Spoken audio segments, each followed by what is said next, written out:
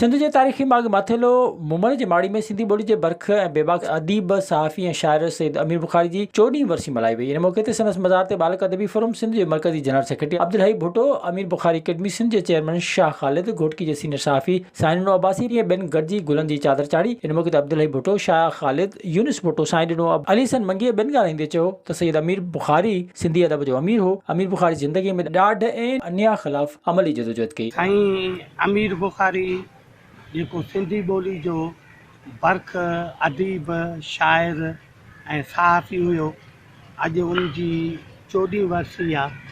साईं अमीर बुखारी खे 14 साल थिया आहिनि विछड़े खे।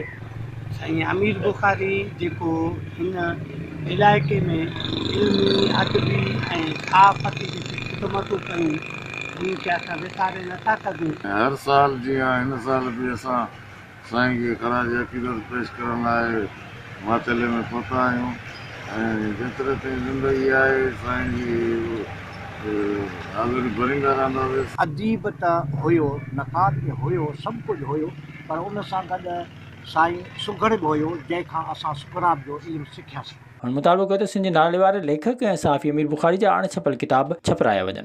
विज़िट कयो अवामी आवाज़ मीडिया ग्रुप जी वेबसाइट awamiawaz.pk